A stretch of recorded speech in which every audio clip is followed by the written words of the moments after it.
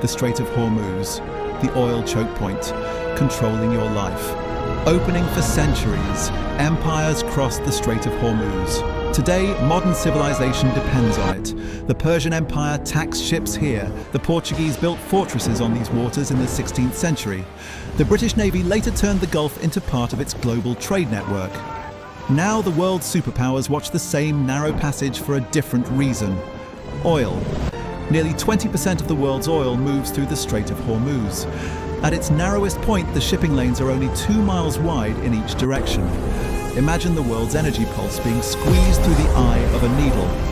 More than 20 million barrels of oil pass through this corridor every single day. If this route closes, fuel prices rise within hours.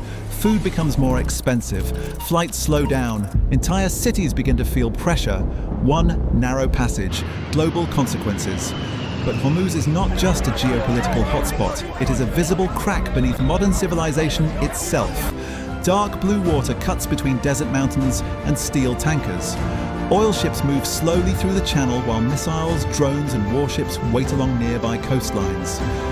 Geography here does not feel passive. It feels tense, like the world is holding its breath. The Black River oil looks stable when it arrives at a gas station. It is not. Every barrel must be extracted, transported, protected, and moved across oceans. Hormuz is one of the most fragile points in that system. In 2023, around 20 million barrels of oil passed through the strait every day, according to the US Energy Information Administration. And it's not just oil. Nearly a third of the world's liquefied natural gas passes through here as well. Without Hormuz, kitchens in Asia grow cold and factories in Europe begin to slow down. That dependence becomes visible during crisis. In 2008, oil prices surged to record highs. Transportation costs exploded. Food prices rose across developing countries. Riots broke out in Haiti. Some regions faced power shortages. Modern civilization stayed alive, but barely. Because energy is not only economics, it is survival. At night, the Strait of Hormuz glows with refinery fires and tanker lights. Engines vibrate across the water like distant thunder. Most people will never see this place, yet millions of ordinary lives depend on it every day. Modern infrastructure hides dependency so well that people forget it exists. War never left. The Strait of Hormuz has never truly been peaceful. During the Iran-Iraq War in the 1980s, hundreds of oil tankers were attacked in what became known as the Tanker War. Ships burned across the Gulf while global markets panicked. In 1988, a US warship mistakenly shot down Iran Air Flight 655 over these waters, killing all 290 people on board. The sea kept moving. That is what makes Hormuz dangerous. Too many countries depend on it at the same time.